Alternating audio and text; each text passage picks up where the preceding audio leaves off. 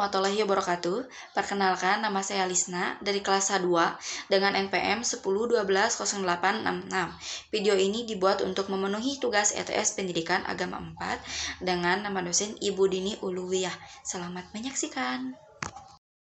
Pada video kali ini saya akan membahas tentang Ma'rifatul Insan yang terdiri dari 6 materi. Yang pertama ada Ta'rif Insan atau pengenalan manusia. Yang kedua ada Hakikatul Insan atau hakikat manusia. Yang ketiga ada Taqatul Insan atau potensi manusia. Yang keempat ada Nafsul Insan atau jiwa manusia. Yang kelima ada Sifatul Insan atau sifat-sifat manusia. Dan yang keenam ada hakikat beribadah. Langsung saja kita ke materi yang pertama, yaitu Ta'rif al-Insan atau pengenalan manusia. Di sini ada poin pertama, yaitu definisi manusia. Manusia berasal dari kata manu dalam bahasa Sanskerta dan kata mens yang berasal dari bahasa Latin yang artinya berakal, berbudi pekerti, atau makhluk yang berakal, berbudi pekerti. Manusia diciptakan oleh Allah Subhanahu wa Ta'ala dengan memiliki akal. Allah juga menciptakan manusia dengan derajat yang paling tinggi dibandingkan dengan makhluk-makhluk Allah lainnya. Manusia juga diciptakan oleh Allah di muka bumi ini dengan memiliki peranan penting di muka bumi ini. Bahkan Allah pernah suatu ketika menyuruh para malaikat untuk bersujud kepada Nabi Adam alaihi salam, sesuai dengan firman Allah dalam Quran surah Al-Baqarah ayat 34. A'udzubillahi minasyaitonirrajim. Wa idh qulna lil malaikati isjudu li adama fasajadu illa iblis aba wastakbara wa kana minal kafirin. Shadaqallahul azim. Yang artinya, dan ingatlah ketika kami berfirman kepada para malaikat, sujudlah kamu kepada Adam. Maka sujudlah mereka kecuali iblis. Ia enggan dan takabur, dan adalah ia termasuk golongan orang-orang yang kafir. Poin yang kedua yaitu asal penciptaan manusia. Dilihat dari asal penciptaannya, manusia diciptakan dari dua unsur. Yang pertama unsur bumi, yang kedua unsur langit. Unsur bumi karena manusia diciptakan dari tanah, dan unsur langit karena setelah proses penciptaan fisiknya sempurna, Allah akan meniupkan ruh kepadanya. Maka dari itu asal penciptaan manusia terdiri dari dua, yaitu tanah dan ruh. Poin yang ketiga yaitu unsur-unsur manusia. Di antaranya ada hati, akal, dan jasad. Materi pertama sudah selesai, selanjutnya kita ke materi yang kedua, yaitu Hakikatul Insan atau hakikat manusia. Manusia harus mengetahui hakikat dia dalam kehidupannya. Hal ini sangat penting, kenapa? Agar manusia itu dapat bertindak adil kepada diri sendiri, orang lain maupun makhluk-makhluk Allah lainnya. Hakikat manusia yang pertama yaitu makhluk.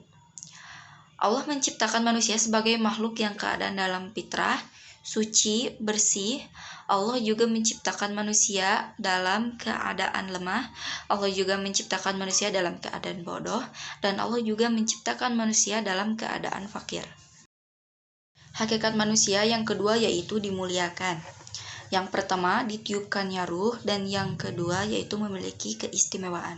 Manusia diberikan anugerah oleh Allah seperti penglihatan, perasaan, serta perasa, pengecap. Selain itu manusia juga diberikan pendengaran. Itu pun sudah termasuk anugerah-anugerah dari Allah Subhanahu wa Ta'ala. Hakikat manusia yang ketiga yaitu dibebani. Di antaranya ada ibadah. Ibadah sudah pasti tahu ya, seperti sholat, puasa, berzikir, berdoa kepada Allah. Dan yang kedua yaitu khilafah. Khilafah juga termasuk beban bagi manusia, yaitu menegakkan hak dan keadilan di muka bumi ini. Allah akan mencatat semua perbuatan yang dilakukan oleh manusia, apakah sesuai dengan perintahnya atau tidak, sehingga nanti akan mendapatkan ganjaran yang setimpal. Hakikat manusia yang keempat yaitu bebas memilih. Bebas memilih di sini Allah menunjukkan antara jalan kebaikan dan jalan buruk. Manusia bebas memilih tetapi nanti akan mendapat ganjaran yang setimpal. Dan hakikat manusia yang kelima yaitu balasan atau pertanggungjawaban. Barang siapa yang melakukan perintah Allah dengan baik akan dibalas juga dengan kebaikan. Tapi barang siapa juga yang tidak melaksanakan perintah Allah, wallahu a'lam, nanti di akhirat seperti apa. Tiga yaitu tentang tokotul insan atau potensi manusia. Manusia sejak lahir sudah dibekali oleh Allah potensi yang harus kita kembangkan. Seperti potensi manusia itu penglihatan, pendengaran, potensi hati. Ini semua sudah termasuk anugerah dari Allah SWT. Bersyukurlah kalian yang memiliki penglihatan masih bagus, pendengaran masih baik, terus hatinya juga masih berperasaan.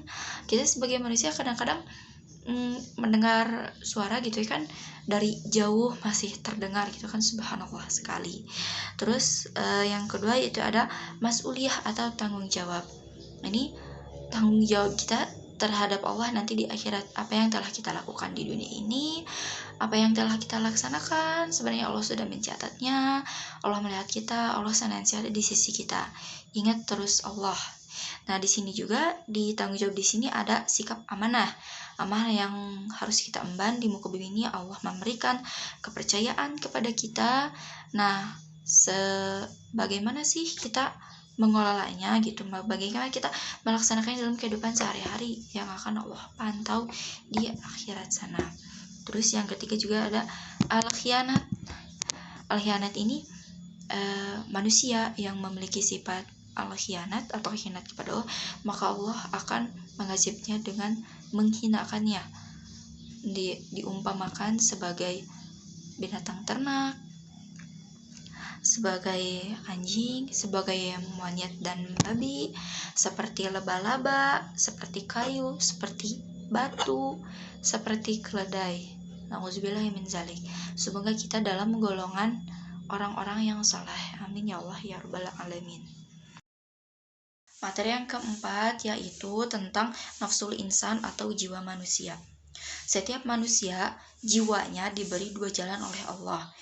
Ada jalan kebaikan dan ada jalan keburukan. Manusia tinggal memilih mau jalan yang mana. Tentunya ya pasti Allah akan membalasnya. Nih, di sini terdapat nafsu-nafsu atau jiwa-jiwa. Yang pertama ada nafsu mutmainah. Nafsu mutmainah adalah nafsu yang jiwanya yang telah mendapat ketenangan, telah sanggup untuk menerima cahaya kebenaran Sang Ilahi. Juga jiwanya yang telah mampu menolak kemewahan duniawi, bahkan dia tidak akan dan tidak dapat dipengaruhi oleh hal-hal tersebut. Yang kedua ada nafsu lawamah. Jiwa ini selalu berorientasi pada akal. Jiwanya dikatakan jiwa yang selalu menyesali diri. Jadi kadang-kadang dia itu jiwanya dikuasai oleh hawa nafsu, tergoda oleh godaan syaitan, dan kadang-kadang dia juga menyesalinya atas perbuatan yang telah ia lakukan, lalu ia bertobat kembali kepada Allah. Yang ketiga ada nafsu amarah. Nah, kalau nafsu ini agak-agak bahaya nih. Jadi nafsu ini selalu berorientasi pada syahwat.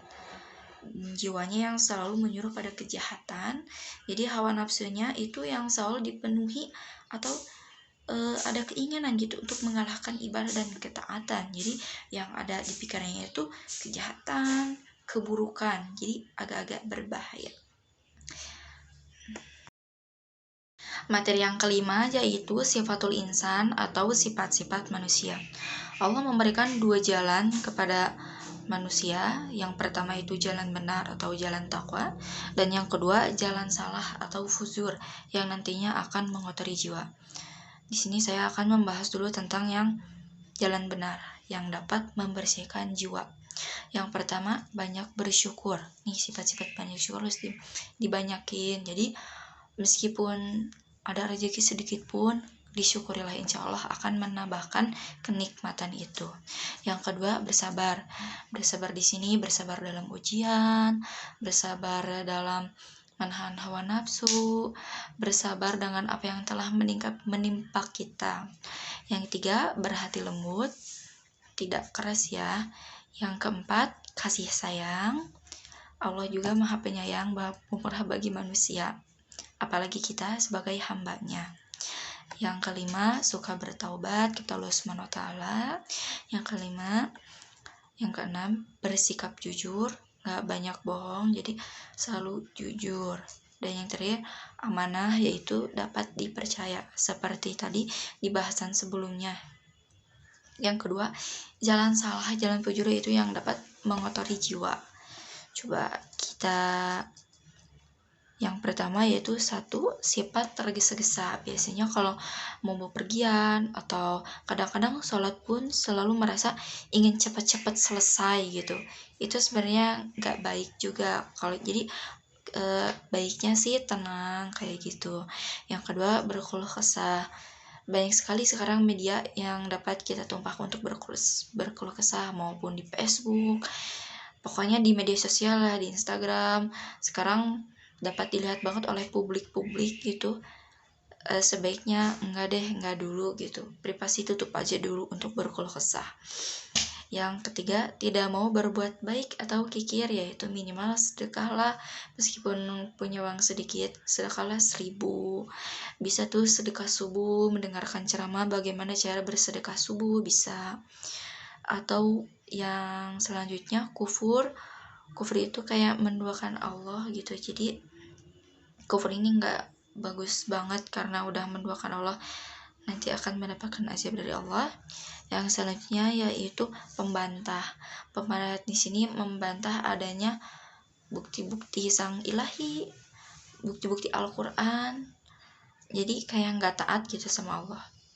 Yang ketiga, selanjutnya zalim di sini kayak zalim terhadap sesama. Ada orang yang suka zalim kepada manusia, itu dia yang tadi, yang tidak dapat yang belum ngerti gitu jiwanya itu seperti apa, maka dia zalim, atau jiwa-jiwanya itu seperti apa gitu.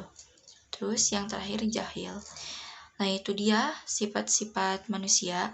Jadi kalau misalnya kita memiliki sifat yang baik, yang tadi kita lewat jalan benar dapat membersihkan jiwa, insya Allah akan meraih kesuksesan di dunia maupun di akhirat nanti. Tetapi jika kita memiliki jalan salah atau kufur yang dapat mengotori jiwa, sangat rugi gitu, rugi banget, rugi di akhirat, rugi di dunia pun. Sekian. Terakhir yang itu hakikat ibadah. Tujuan kita diciptakan di muka bumi ini yaitu untuk beribadah kepada Allah. Langsung saja kita ke hakikat ibadahnya. Yang pertama, ibadah adalah tujuan hidup kita. Jadi karena pertamanya kita diciptakan oleh Allah di muka untuk beribadah kepada Allah, jadi tujuan kita adalah ibadah kepada Allah. Yang kedua, hakikat ibadah itu melaksanakan apa yang Allah cintai dan ridhoi. Jadi kita melaksanakan ibadah itu, Allah mencintai dan meridhoinya. Allah suka gitu sama ibadah-ibadah yang kita lakukan. Yang ketiga, terwujudnya ibadah adalah melaksanakan perintah Allah dan menjauhi larangannya. Jadi kalau kita senantiasa ingat Allah, kita akan terus beribadah pastinya. Yang keempat, cinta kepada Allah dan Rasul. Sudah dikatakan tadi, kalau kita senantiasa mengingat Allah serta Rasul, maka kita akan melaksanakan perintah Allah, kita akan melaksanakan sunnah-sunnah Rasul. Dan yang keenam itu jihad. Jihad di sini yaitu berperang melawan hawa nafsu. Yang keenam yaitu takut. Takut di sini itu tidak takut kepada makhluk lain kecuali takut kepada Allah gitu. Nah, sekian saja materi yang dapat disampaikan. Terima kasih yang sudah menonton. Mohon maaf apabila ada banyak sekali kesalahan dalam penyampaian, dalam pun materi ataupun dalam perkataan. Mohon dimaafkan. Sesungguhnya hanya Allah yang memiliki kesempurnaan. Semoga bermanfaat. Terima kasih. Wassalamualaikum warahmatullahi wabarakatuh.